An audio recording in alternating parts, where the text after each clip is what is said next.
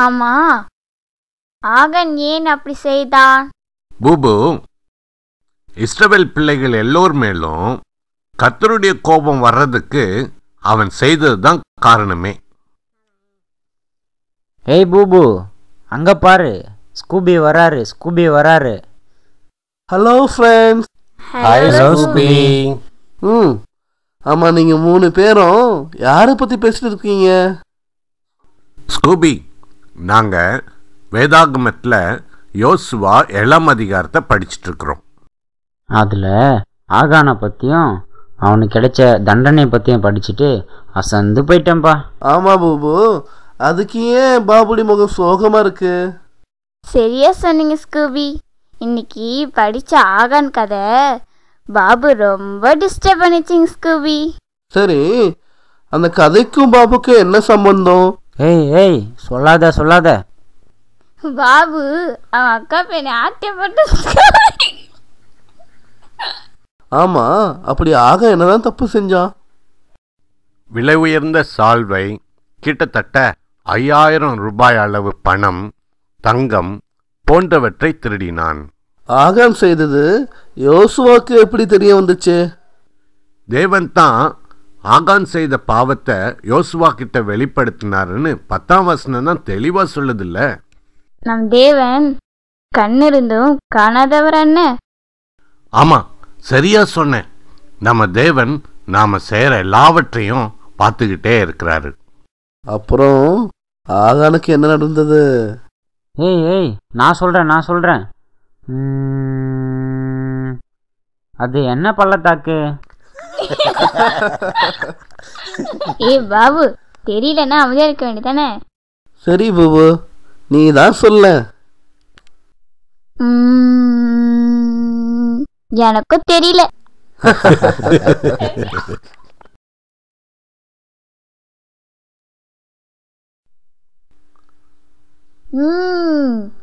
ஆகூர் பள்ளத்தாக்கு. ஆகானையும் அவனுக்கு இருந்த ஆடு மாடுகளையும், அவன் திருடின எல்லா பொருட்களையும், அவனுடைய பிள்ளைகளையும் ஆகோர் பள்ளத்தாக்கு கொண்டு போனாங்க. இஸ்ரவேல் ஜனங்கள் எல்லாம் அவன் மேலே கல் எறிஞ்சே கொன்னாங்க. ஸ்கூபி, உனக்கு ஒன்று தெரியுமா? அந்த பள்ளத்தாக்குக்கு ஆகோர் பள்ளத்தாக்குன்னு இதனால்தான் பேரே வந்துச்சு. அண்ணாச்சி, நம் பாபு இன்னமும் சொல்ல வராரு. என்ன சொல்ல போற பாபு? அச்சோ, அட போப்பா. ஆகானுக்கு கிடைச்ச தண்டனையை படித்ததுலேருந்து நான் செஞ்ச தப்புக்கு என்ன தண்டனை கிடைக்கும்னு நினச்சாலே பயமாக இருக்கு. நீ வேற. என்னமோ யோசிச்சுட்டு இருக்கிற போல தெரியுது. என்ன சொல்ல போற பாபு? எங்கள் அக்கா கிட்ட உண்மையை சொல்லி மன்னிப்பு கேட்க போகிறேன்ப்பா. நான் உங்க நண்பனா இருக்கிறதுல ரொம்ப பெருமைப்படுறேன்.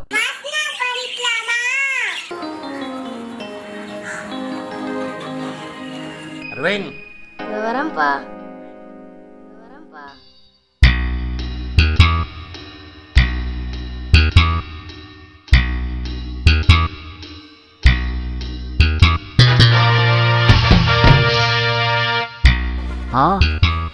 எவ்வளோ கலரு!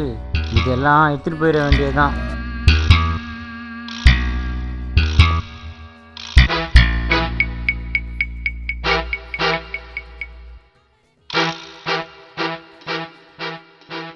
நான் இதில் தான் கலர் அடிக்க போகிறேன்.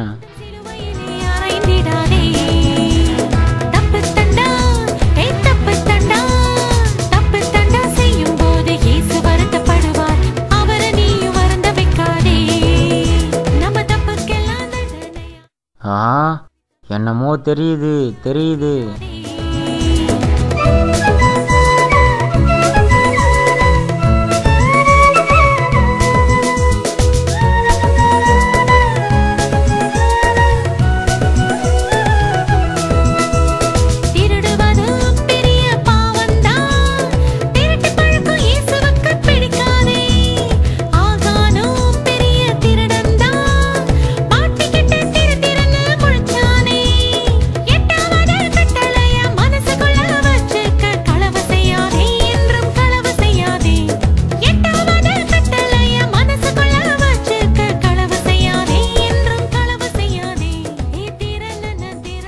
ஆமாம் ஆமாம், என் கலர்லாம் திருடிட்டு வந்தல, உனக்காக பைபிளில் வசனம் எழுதியிருக்கு. களவு செய்யாதிருப்பாயாக. யாத்திராகமும் 20:15. ஆமாம் ஆமாம், உனக்கு தெரியாமல் திருடிட்டு வந்துடலான்னு பார்த்தேன். ஆனால் ஆண்டவர் பார்க்குறாருங்கிறது எனக்கு தெரியாமையே போச்சு. தம்பி தங்கச்சி, நிறைய தடவை யோசிக்கலாம். பேப்பரில் டிவிலெல்லாம் பார்த்துருப்ப, கேள்விப்பட்டிருப்ப. திருடி நிறைய பேர் போலீஸ்கிட்ட மாட்டி ஜெயிலில் இருக்கிறாங்க. இப்படி மாட்டினவங்கெல்லாம் ஒரே நாளில் மாட்டல.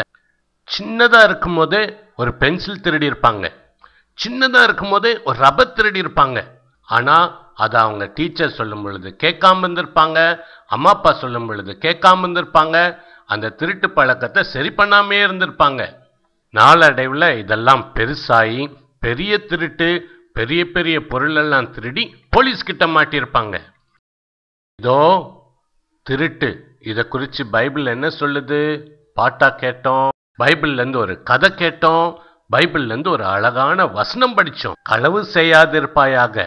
களவுனா திருட்ட குறிக்குது. பாரு, இதெல்லாம் கேட்ட நாம இனிமேல் நம்ம சிந்தையிலையோ செயலையோ ஒரு நாள் கூட திருடணும்னு யோசிக்கவே கூடாது. சரியா? இப்போ நம்ம இதை என்ன செய்ய போறோங்கிறத பாரு. இந்த திருட்டு பழக்கம் நமக்கு இருக்கவே கூடாது. இது நம்ம வாழ்க்கையில இருக்கவே கூடாது. அதனால நான் என்ன செய்ய போறேன்னு தெரியுமா? இதை நான் என்ன செய்யறேன்னு பாரு. நல்லா கிழிச்சு இதுக்குள்ளார போடுறேன். இங்க வச்சிருக்கிறேனே, இந்த 2 அழகான கிண்ணத்துக்குள்ளார போட்டுட்டேன். சரியா?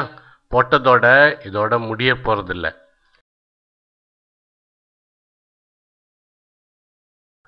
தீப்பெட்டி வச்சு இதோ இதுக்குள்ளார போட்டதெல்லாம் நல்லா எரிய வச்சிட்டோம். திருட்டு நமக்குள்ளார இருக்கவே கூடாது இல்லை? இது நான் என்ன செய்கிறேன்னு கவனிங்க. இதோ இதுக்குள்ளே எதுவும் இல்லைல்ல, இதை வச்சு இதை நான் மூட போகிறேன்.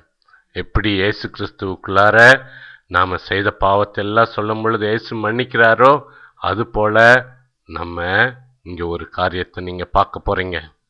பாரு, இதை நான் திறக்கிறேன். பாரு, ஏசாமியோட பிள்ளைங்க, ஏசாமியோட பிள்ளைங்க தானே நாம.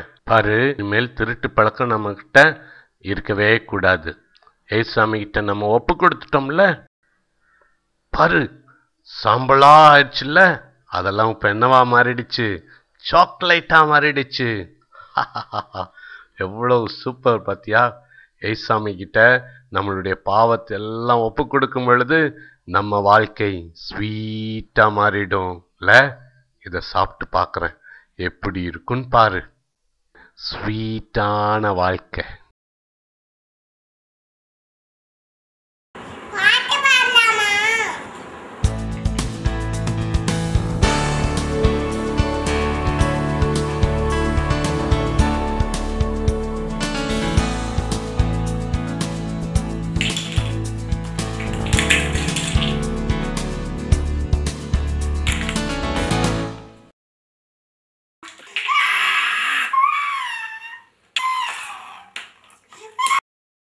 என்ன பண்றேன் பாரு, அவனை என்கிட்டயே மோதுறியா? உன்னை விட மாட்டேன், உன்னை அடிக்காம விட மாட்டேன்.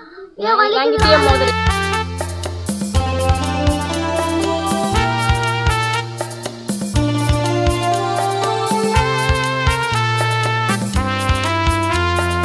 கோபம் மிகவும் பொல்லாதது, தேவ அன்பை உன்னில் கெடுத்துவிடும். கோபம் மிகவும் பொல்லாதது, தேவ அன்பை உன்னில் கெடுத்துவிடும். காயினாபேலை கொன்று போட்டதற்கும் பொறாமையால் வந்த கோபமே. காயினாபேலை கொன்று போட்டதற்கும் பொறாமையால் வந்த கோபமே. கோபம் மிகவும் பொல்லாதது, தேவ அன்பை உன்னில் கெடுத்துவிடும். கோபம் மிகவும் பொல்லாதது, தேவ அன்பை உன்னில் கெடுத்துவிடும்.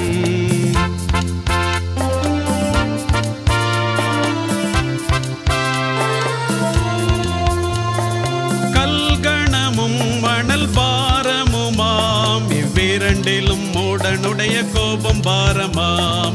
கல்கணமும் மணல் பாரமுமாம். இவ்விரண்டிலும் மூடனுடைய கோபம் பாரமாம். கோபம் மிகவும் பொல்லாதது, தேவ அன்பை உன்னில் கெடுத்துவிடும்.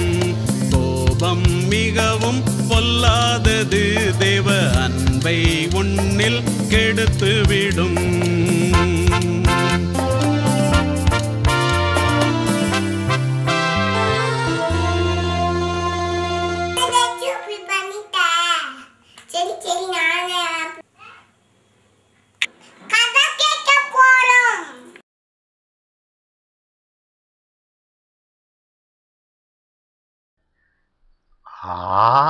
பூபு வந்துட்டான், பூபு வந்துட்டான்.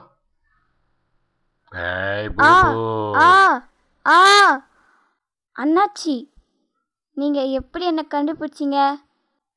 ஏய் பூபு, நீ எப்படி தான் இரும்பி காட்டினாலும் உன்னை நான் கண்டுபிடிச்சிருவேன். என்ன அங்கிள், இங்க என்ன பண்ணிட்டு இருக்கீங்க? இதை பார்த்தா உனக்கு என்ன ஞாபகம் வருது? ஆ, நான் ஊட்டில பார்த்த தோட்டம் போலவே இருக்குதே. இது என்ன தோட்டங்க அங்கிள்?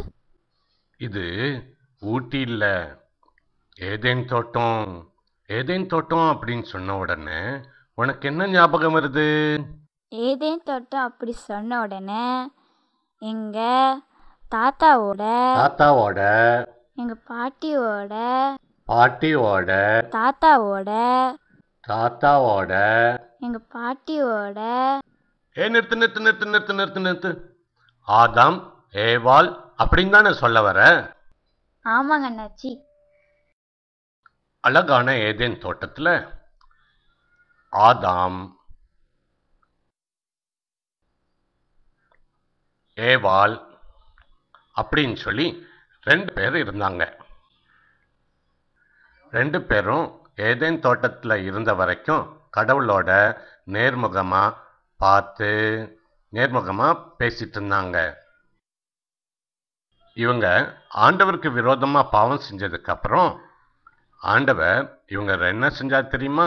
ஏதேன் தோட்டத்தில் உள்ள வர முடியாதபடி இவங்க ஏதேன் தோட்டத்திலிருந்தே வெளியில் அனுப்பிட்டாரு. ஆதாம் ஏவாள் இவங்க 2 பேரும் ஏதேன் தோட்டத்திலிருந்தே துரத்தப்பட்டாங்க. ஏதேன் தோட்டத்தில் அவங்க இழந்ததுக்கு அப்புறம் அவங்க வெளியில இருந்தாங்க. கடவுளை நேர்முகமாக பார்க்க முடியாமல் இருந்துச்சு. ஆமாங்க அங்கிள், இவங்க 2 பேர் தனியா தான் இருந்தாங்களா? இவங்க கூட யாருமே இல்லையா?